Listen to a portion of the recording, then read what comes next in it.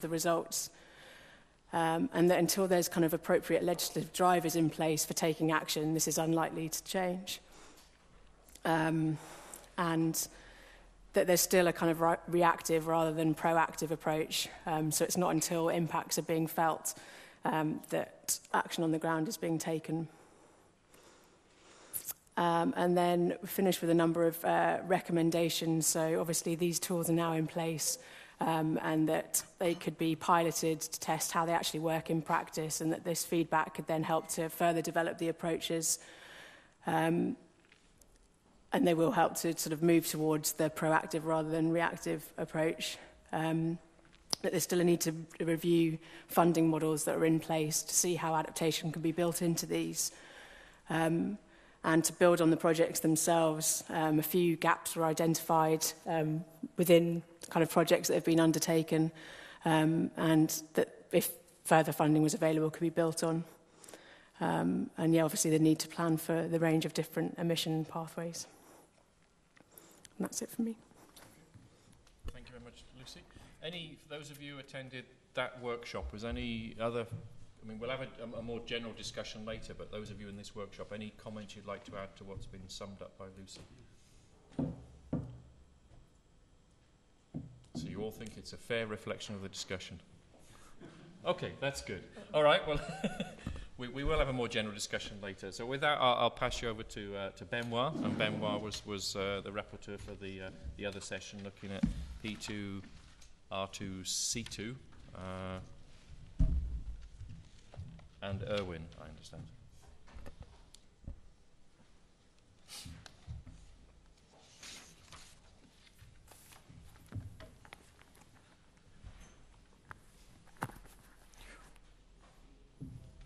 Thank you, Steve.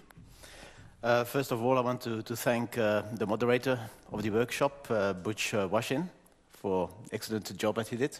And obviously also the two presenters, Pirkko Sarikivi, sorry about the pronunciation, and Andrew Dawson. Yeah, we had some fairly good debate. Sorry, let me just get that up.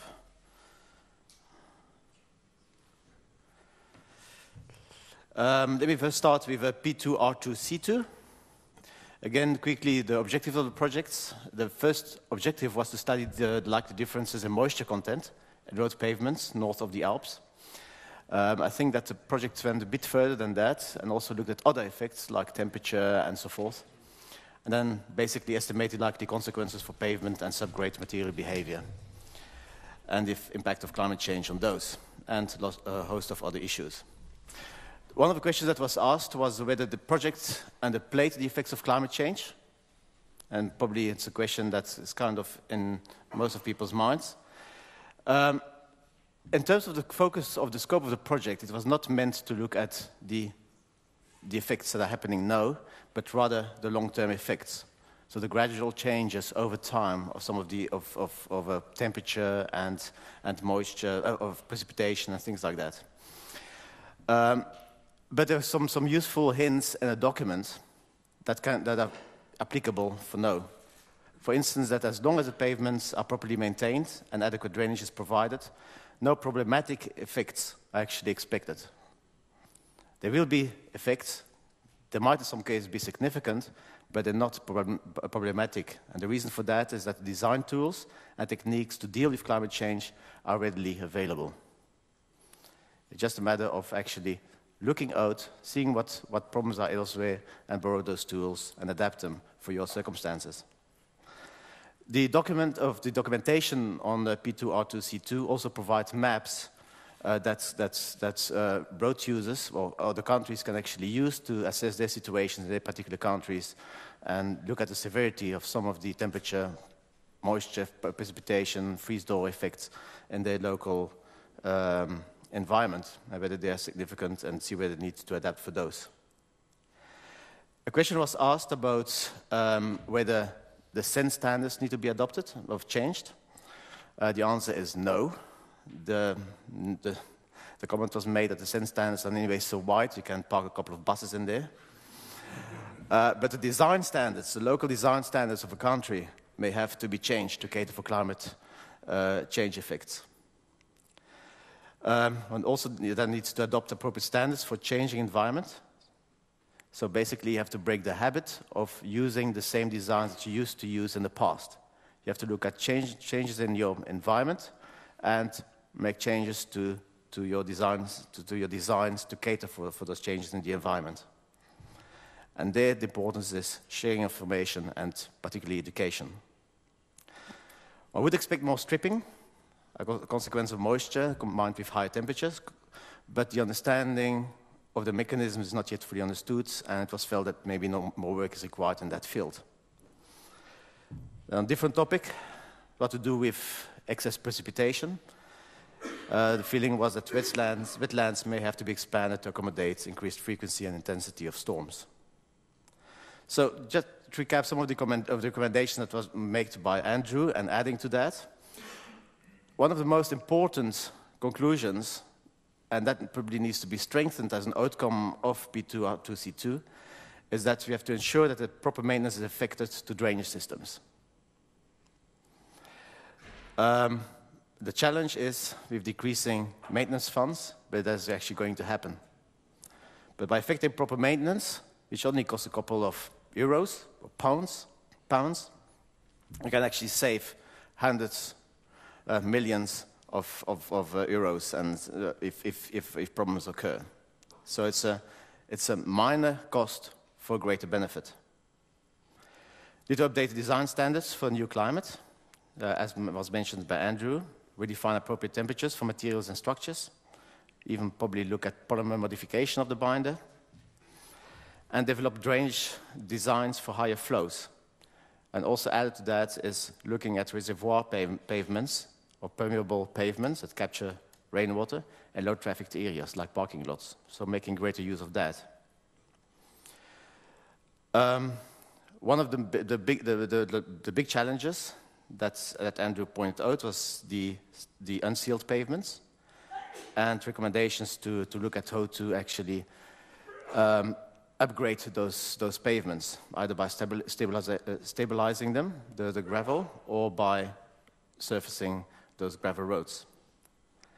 Then raise road levels at lower spots, and also pay attention again to maintenance, crack sealing. Prevent water from entering your pavement. If you can prevent water from entering your pavement, you shouldn't have any problems. And then in terms of act later and don't panic, Andrew mentioned to include different but not novel materials next time the road is reconstructed. That's on the P2R2C2.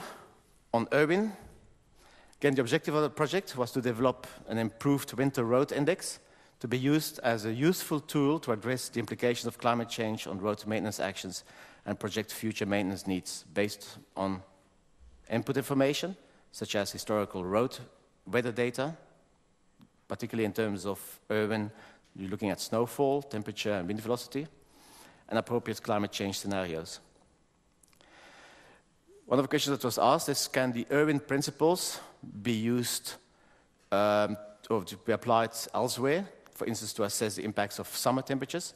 The answer is yes, you can use it, but you will have to obviously change the index to meet your specific objectives or needs.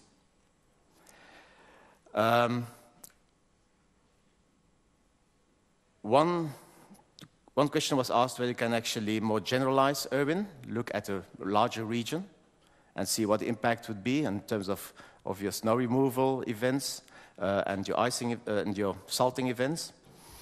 And the answer that was given by Pirkko is that no, the tool is actually designed for small, localized areas, because your weather might change quite considerably from one region to another. Talked about the users of Irwin. There would be local governments, winter maintenance contractors, and then also road owners to project future maintenance needs and the required resources.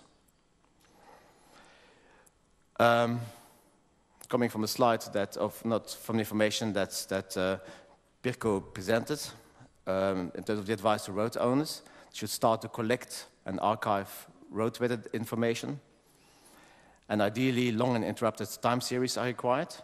And also they need to archive historical maintenance records. If you have all that in place, Irwin can easily be implemented. And the outcome of the project is then an improved, more reliable index, and that's quite key because there are quite a number of other indices available, but Irwin provides a more reliable index and therefore a useful tool to address implications of climate change on vendor road maintenance actions and future maintenance needs. The question was raised, can we replicate Irwin elsewhere? And the answer is yes, but you need to have, again, the archived road weather data. You need, at this point in time, in terms of how Irwin is actually kind of put together, you need a climatologist to provide specialist inputs. You will need to clean the data, and that could take a couple of months. So it will be weather data, so you have to clean it up, because good quality data is essential. And then you would have to apply the climate models and downscaling. The note was made that if all that is in place, then Irwin can easily be replicated elsewhere. One of the greater issue that probably needs to be addressed as one of the discussion points is not just how to roll out Irwin, but any of the other tools presented today to other countries and regions who want to implement the tool. What is the mechanism for that? Because, for instance, in terms of Irwin, it's basically, if I can put it that way, it might be criticized, I don't know. I haven't seen the format of it, but it looks like it's still a fairly rough tool located at the University of Gutenberg, I think. The question was asked what to do with it. Do you need to commercialize it? It needs to be repackaged in terms of a tool that can be transferred elsewhere. So these are questions that maybe need to be debated, not just for Irwin, but also for the other tools. And that concludes the feedback.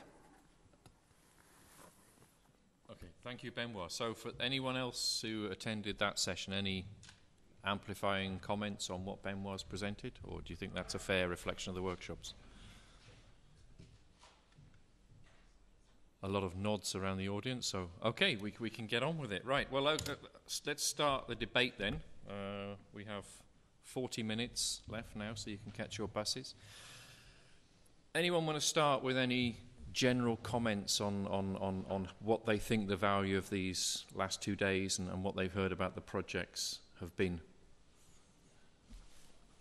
At the back, Wirenfried. Can you have a microphone for Wirenfried?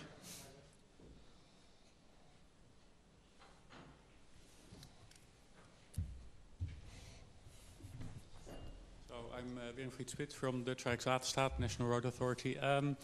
What struck me was the feedback from the P2R2C to an Irwin session, where it was said that we should break the habit. I think that's a very important lesson for us as road authorities. We shouldn't panic, but we should break the habit of designing things like they have always been. And for that, I think both the RIMA-ROC and the Irwin and the SWAMP models and tools can be very useful. So I think there's a challenge we have as a road authority to use these tools.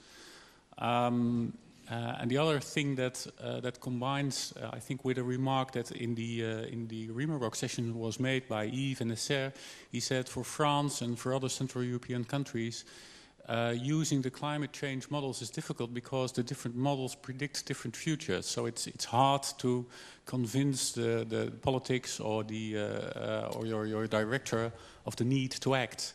And I think do break the habit is the right answer to that. So that's my conclusion for this moment. Okay, following up, I mean, I think that to me is one of the key issues is breaking the habit, and I'd follow that up by saying, well, how easy is it or what challenges are there for getting road authorities to change? Because breaking the habit does mean doing something new, which might mean taking a bigger risk than doing the nothing.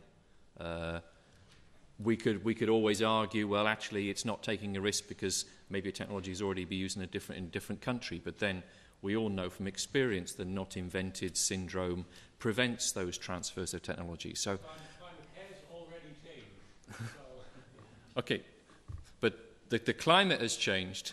My question is, how are road authorities changing, or how can they change? Do you have a microphone here?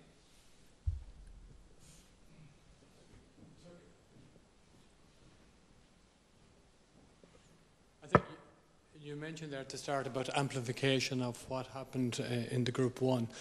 And I think it's important that we do highlight that there is an urgency about this.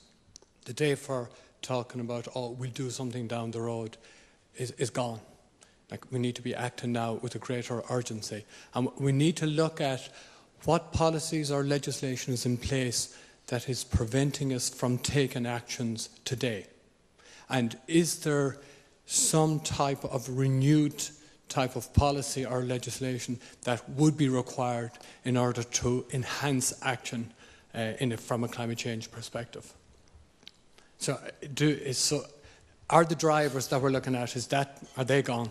Do we now look at a new approach, and is there bottlenecks in the current approach causing a difficulty? Mm-hmm. Yep.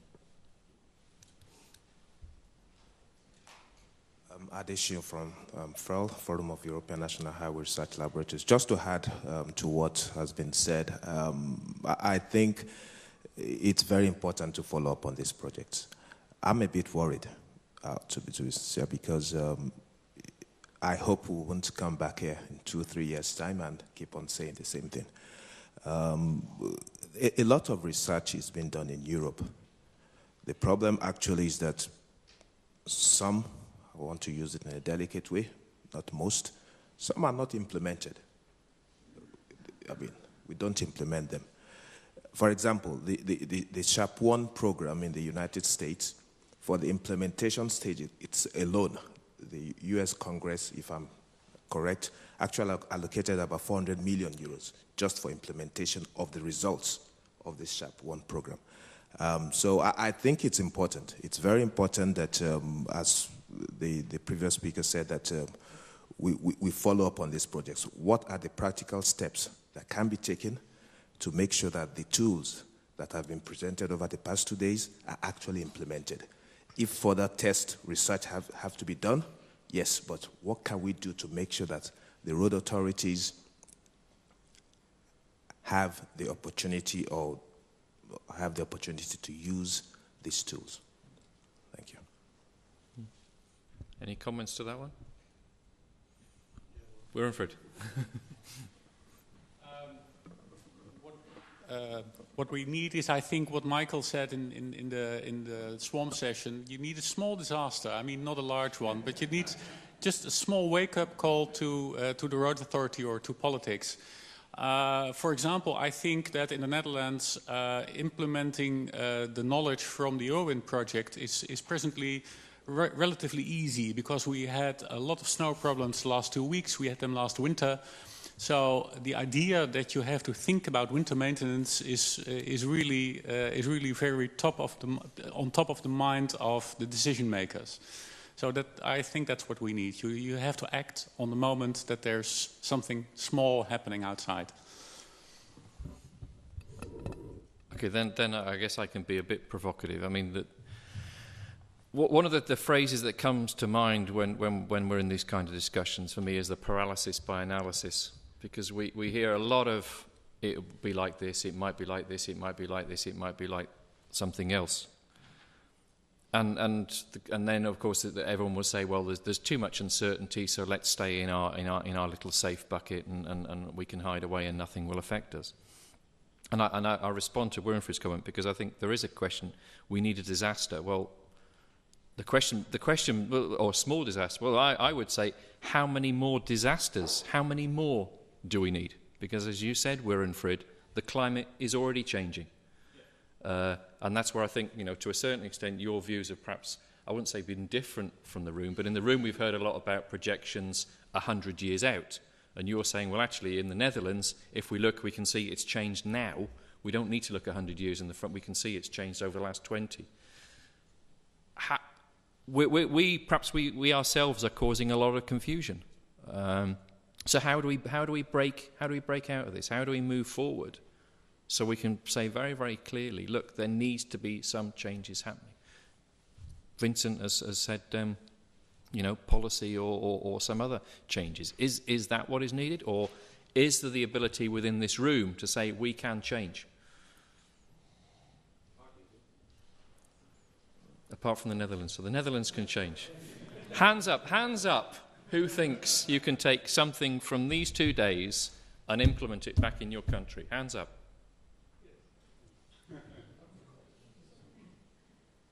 Okay, I think you're all more Northern Europe, but I guess we had a pretty Northern European country. Let's see if in the next half an hour we can increase the number of hands that go up.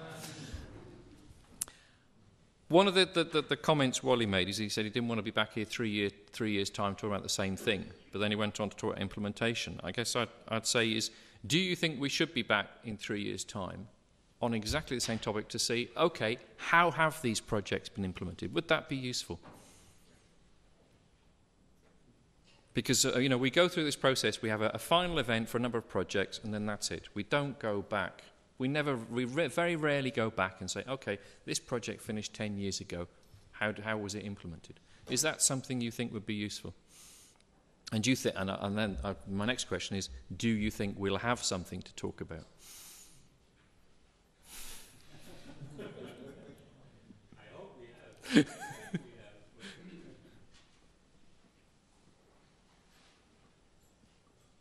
I'm going to start picking on you if you don't. Let's go. I mean, a number of you, as I said, a number of you put your hands up and said we can take something. So, what are you going to take back from this conference? If I can pick on Vincent, what are you going to take back from this conference? You put money into this program. Ireland put money into this program. You invested a lot of money, a lot of time. Was it worthwhile, and what can you take back from it? Well, from the point, if you look at the individual.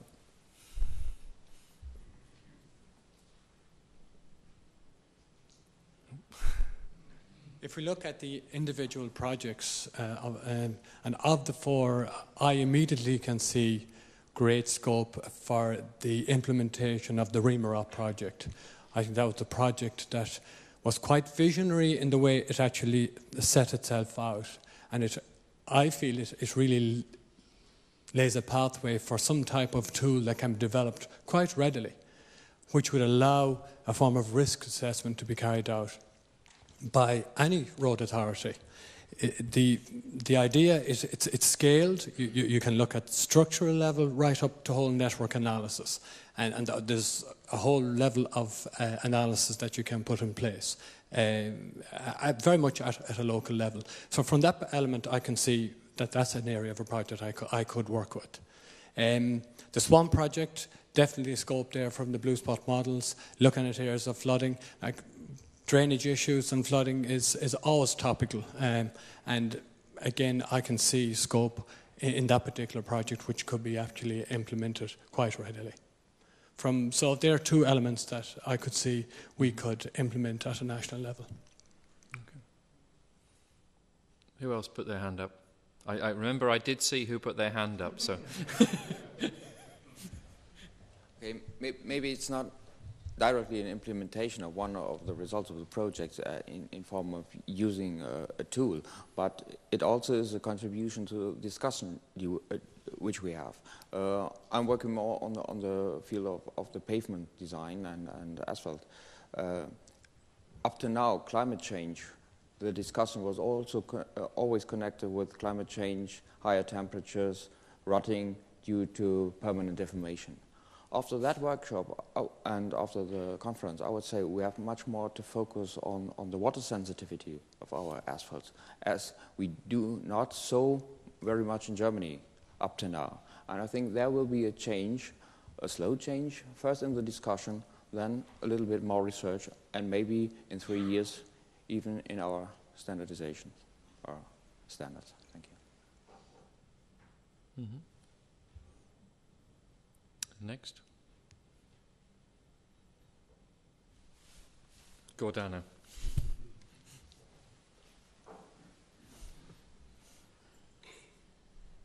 Gordana Petkovic from the Norwegian Public Roads Administration. I am very satisfied with the seminar today and yesterday also. And I think what's special with these projects is that they have a much stronger focus on the users than generally research projects that are useful for roads have.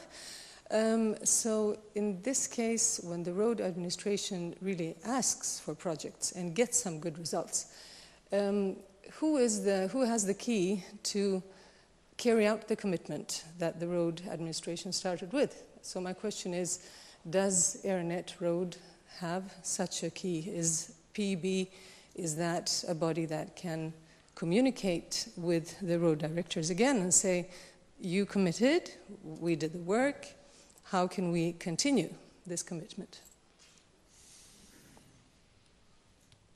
Okay. At the front, microphone at the front, please.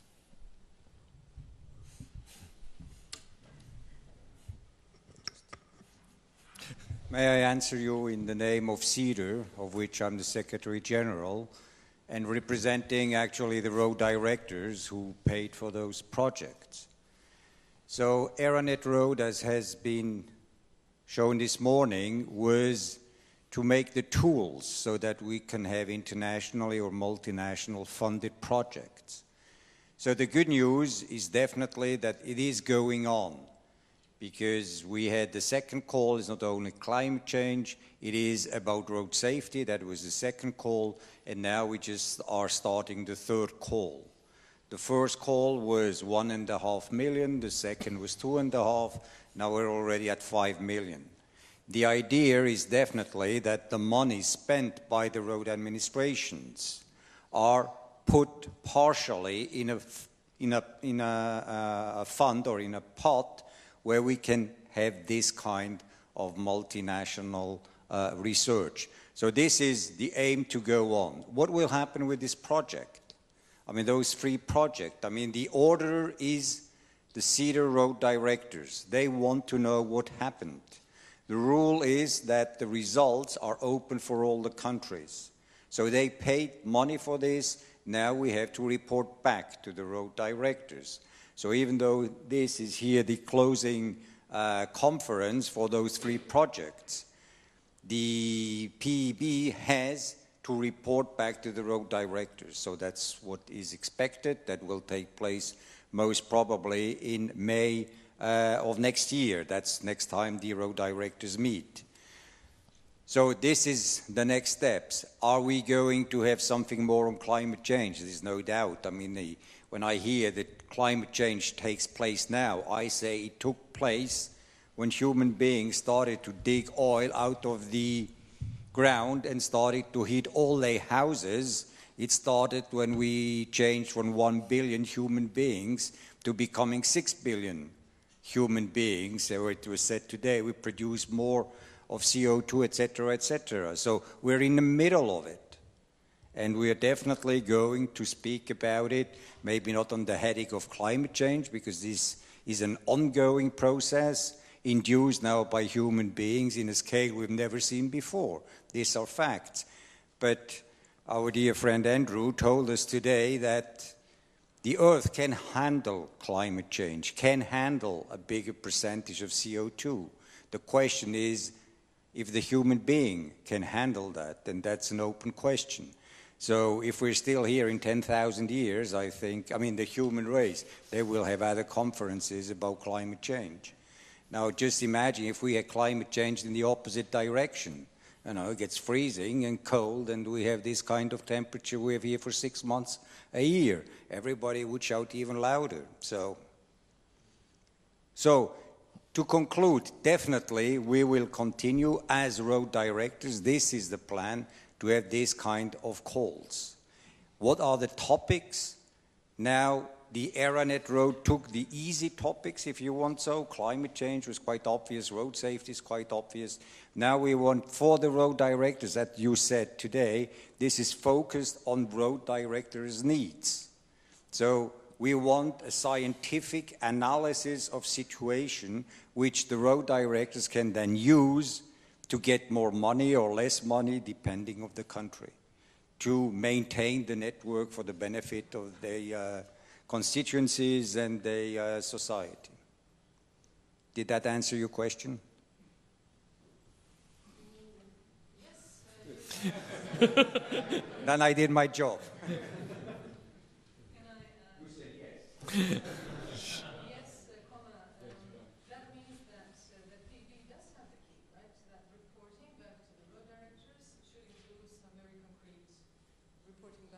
directors from this process should include some very concrete recommendations on how to handle climate change or what to do with the knowledge coming from these projects, which is then a new round of commitment. So maybe we are on the right way. Yeah. But Michelle, I mean, to follow up on that, I mean, your response was very focused on the process. I mean, talking about, again, the Eranet Road process and identifying priorities. Does that mean, because you've heard a number of calls today, does that mean that climate change is still only one of I guess it is one of a number of other topics under discussion which isn't quite hitting the top of the pile yet? Or do you think that there is an awareness there amongst most road administrations? Well, the awareness is a societal effect. So the road directors are definitely just as aware as anybody else.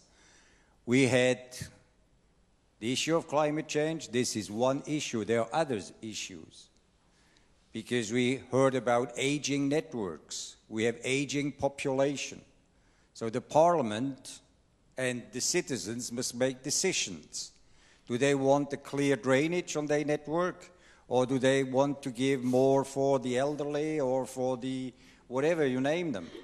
Or to feed the whole world population? We heard today that the Indian Minister of the Environment said in Cancun we have no results because you developed country don't give us money.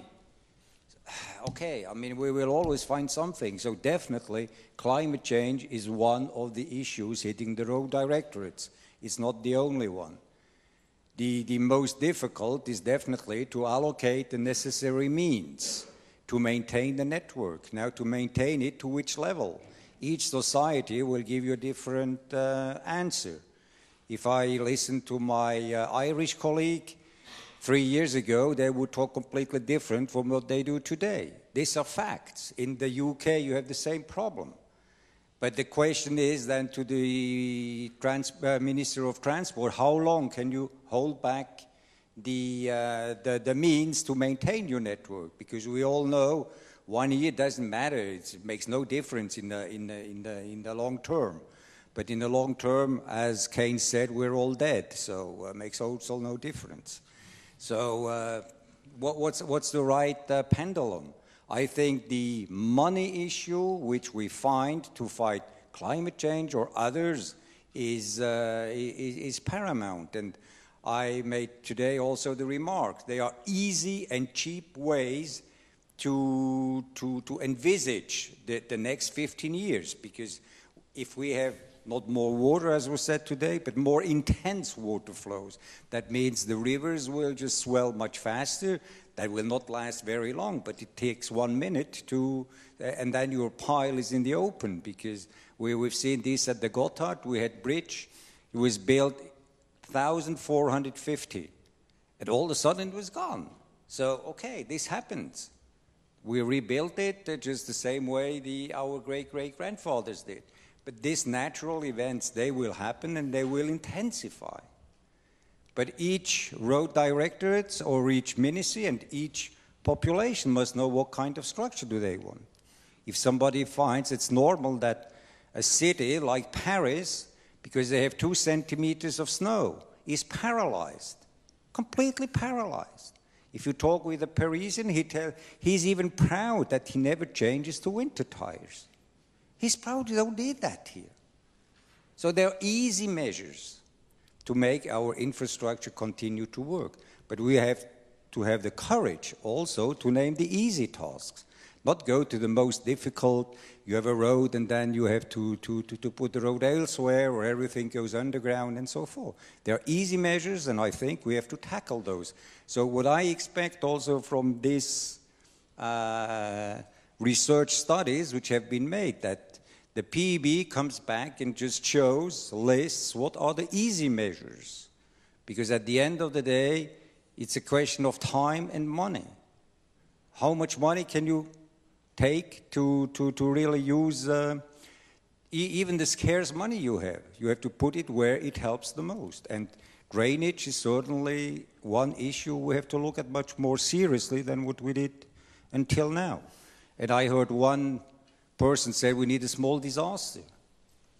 This is absolutely right. We had the collapse of bridges about 20 years ago, and my engineer next to me said, look, then we had 1899, we had the tunnels, the fire in tunnels. I was in charge of the expert group who helped to write the recommendations. They said, look, you have 10 years. And at the beginning, you went to Parliament, asked for any amount of money. Every politician said, of course you can have it. Of course. 10 years later, nobody talks about safety in tunnels anymore. I mean, this is gone. So until it burns the next time. But fact is also, we took a couple of measures, and those measures are really helpful. Easy measures. They cost almost nothing. We asked the police and the security forces just to make an exercise once every 2 years or once every year. And they realized themselves that they were not prepared for any disaster. So with this, I would close, and I don't know who I'm asked if she's satisfied with our answer. So I hope you're all, and I ask you all, if you are not happy, please ask the next question to the moderator, not to me. Thank you very much. Question here.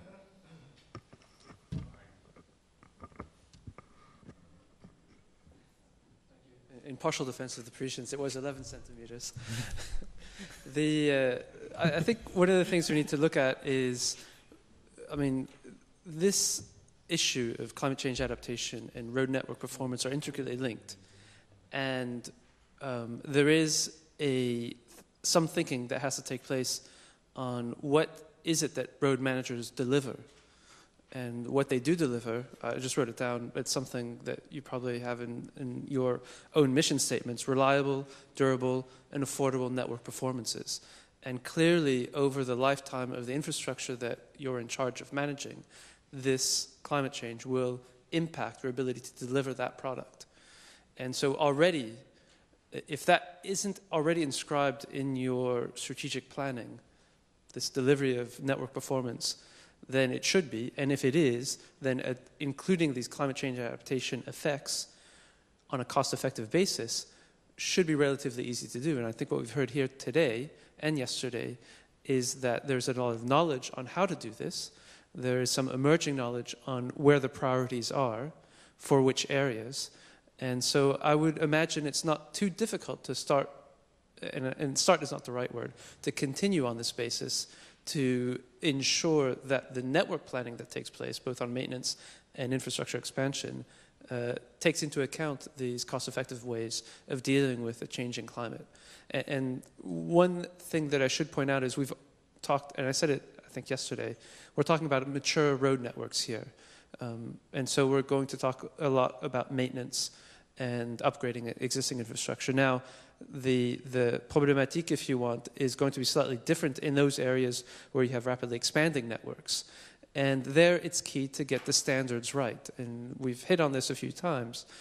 The standards that we use, or that people use to build infrastructure now, will last for, in some cases, 70 to 100 years. If we build it wrong, then that's 70 to 100 years of extremely elevated costs in some cases. And where do those standards come from? I mean, most of the new infrastructure expansion we'll be seeing is going to be taking place not in Europe. It's going to be taking place in Asia. It's going to be taking place, in some cases, in parts of Africa and Latin America. But the standards will be based on standards that were developed in North America and in Europe. And so it's key to work on delivering that kind of thinking to those nations that will be building infrastructure, are building infrastructure, and will be building infrastructure for the next few years. Thank you. Who's next? I have to pick on someone if I can't. Going back to my question then about who's going to apply some of this research back home. The people who put their hands up earlier, who's going to apply one of these projects back home? Wilfried.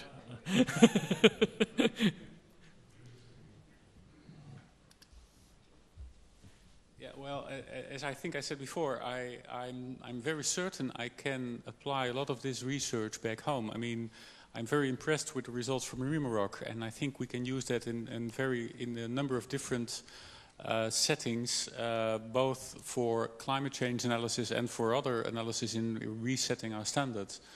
And let's say Irwin, for using Irwin, the time is now, or well, let's say next week when the thaw is set in and the people combating the snow have some time on their hands. And Swamp was a project we were especially interested in because we are a low-lying country and we're having a lot of water problems, of course. So I think we can use. I think we can use all of it, and we can use on top of that the procedural results of this call, in the sense that it has proven that it's not only feasible, but it's even easy to do good research together with our European partners, with our other European road directorates. That it really works, and you get good results. So that's a procedural result and content, both of it.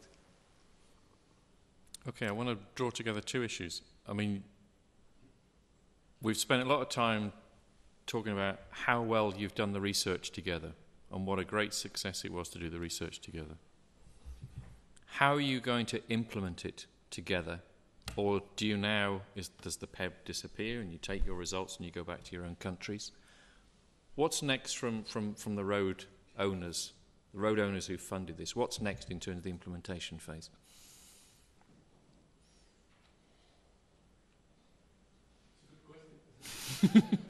When do you next meet?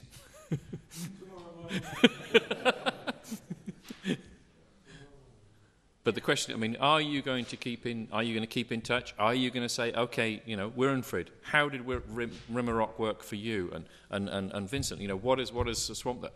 Are you going to compare those notes, the implementation problems, or is that it? Jon, you wanted to jump in.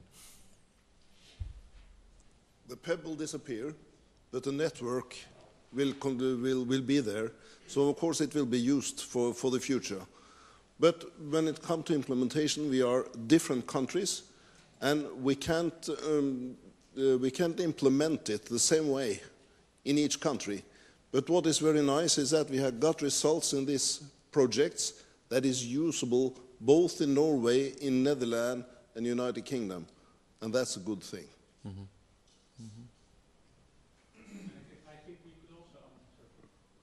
I think we could also link up with other networks that are existing. I mean, we already exchanged knowledge from these projects with the PIARC working group on pavements and vice versa. So that's the group Benoit is reporting on. So that's very useful exchange of knowledge. There are national knowledge exchanging networks on climate change where I can bring this knowledge to and where I can use knowledge from in my work. So there's different kind of networks that we might talk with and discuss with. Mm-hmm. Going back to I mean, Jon said, okay, implementation has to be at a national level because you have different systems. But we also heard earlier about policies. We heard about standards. That's not necessarily a national level. That has to be at a multinational level. So is there any thoughts in that direction? No, it has to be a national level. Christian. Yeah, Christian Pechada, maybe you know me from the morning session. Program Executive Board and such programs cannot solve anything. So it was just 4 projects for this topic on how road owners can get to grips with climate change. And when the program is finished, there are 2 loops of information. One is on the experts level, so that the experts in the road administrations get the knowledge. That's a conference like this. So you are informed now, you know about it now. You are the people who have to deal with these topics each day. You can bring it on the operative level to the road administration. And the second loop is the higher level, the policy level, as you said. That's when we report back to the road directors. So the output from this conference will be a final program report, concluding all the 4 projects, and this will be reported back to the executive board, governing board of CEDRA. Then they know there has something been done, and when they are then in the position saying, well, could we do it, then you in your organization say, yeah, I already know what this is, and then you do it. So the implementation can only be on the national level. If there should be standardization, then it must be from a policy level, from a higher level. Can be implemented maybe by the road directors in the direction of standardization, but cannot everything be done with the projects that we have done now.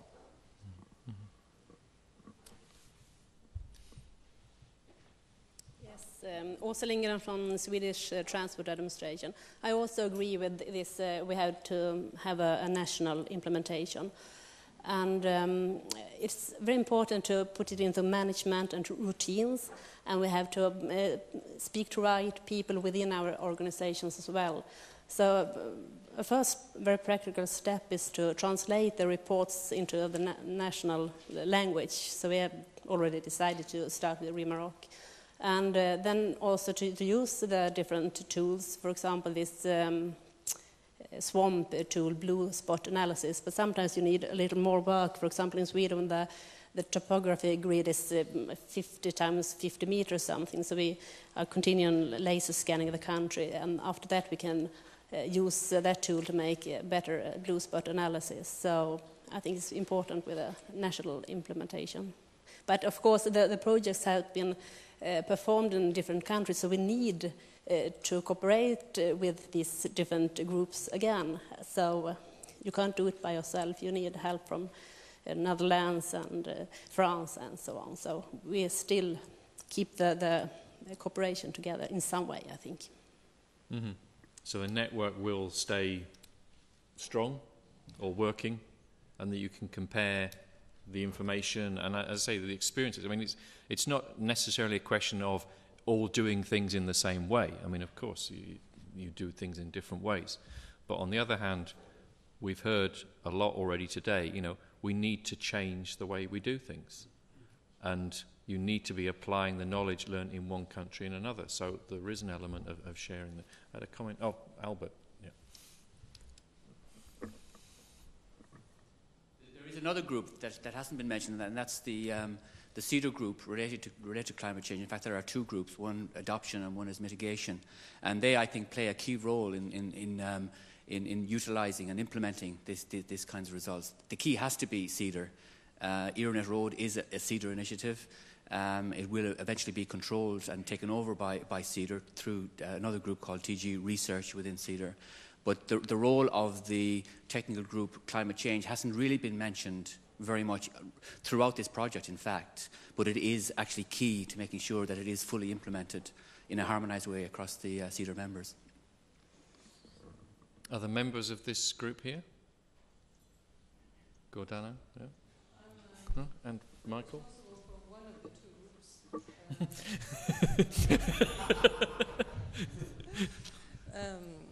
There are 2 groups, as you said. One is mitigation, the other is adaptation, and I'm responsible for adaptation group. And we have started work.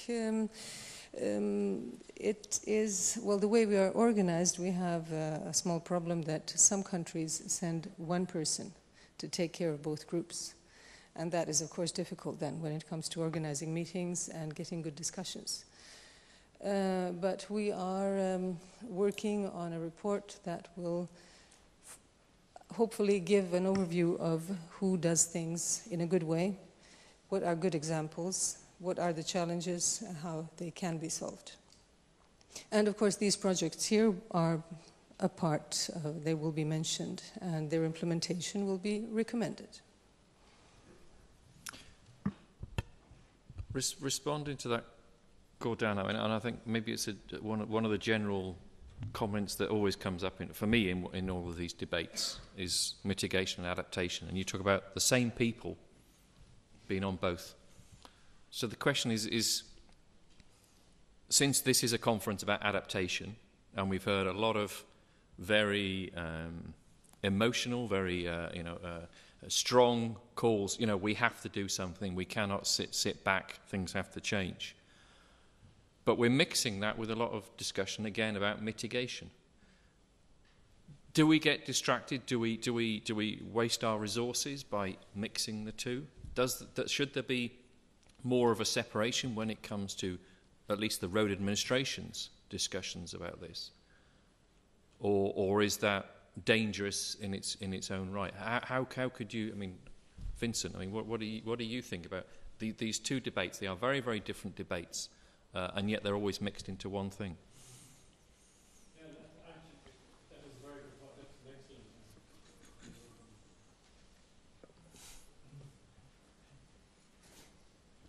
Yeah, I think that's an excellent point, and I guess they do actually become mixed in to the one equation during discussions. But I guess you have to look at what's mitigation, what's adaptation. If you're looking at the developing of a network, surely at that stage you're looking at adapting that particular network to be not impacted by the effects of climate change. While if we're on an existing network, we're trying to mitigate the impacts of climate change. There are two different solutions to the one common problem, which is the impact of climate change. But is it wise to actually separate them? In actual fact, the more you think about it, what we're trying to do here is we're trying to reduce or minimize the impacts of climate change, whether we do it by mitigation or adaptation. Like, mitigation really is after the event. You're trying to mitigate the effect. Adaptation is adapting to it. It's really a combination of both. You'd have to run with the two together, and separate them out, I don't think is any great advantage.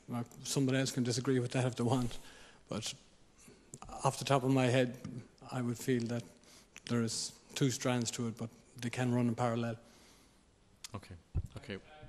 One last, because we've run out of time and we've got to catch the bus. So one last quick comment. I partly agree with Vincent. I mean, I think from a principal point of view, I think mitigation and adaptation should be taken together. On the other hand, from a practical point of view, I think we might set small steps sooner if we separate them. Because in that case, mitigation also is linked to energy conservation. That's a whole different discussion. And on the other hand, adaptation is nothing else as good housekeeping. Mm-hmm. So it's something we should do anyhow. And that makes it easier to set a few steps soon and to set maybe smaller steps, but set robust steps that are no regret and that we should do anyhow. So I think from a tactical point of view, it might be smart to separate them sometimes. Okay, thank you very much. I'm afraid that's got to be it, because we have to catch this bus on time. Otherwise, people are going to start missing their trains and their planes. So I want to thank you very much for your attention this afternoon. I want to thank you very much for your contributions. Just one final comment from my side, because there was a talk about the need for more recognition from the public. And I have been following a number of reports over the past few months in response to the crisis, and the number of local authorities who've sent questionnaires out or online questionnaires to the public on where budget cuts should be, and the number of local authorities who find that the public, in many cases, overwhelmingly vote to protect road maintenance over most of the other services at local authorities. So if this is reflected well, then I think these are things that we should be linking together, and I think this is very relevant to our debate today. Is people out there do recognise the important role that you lot are doing. So with that, thank you very much. Have a very safe trip back in the snow, and I hope the climate doesn't disrupt your journey too much.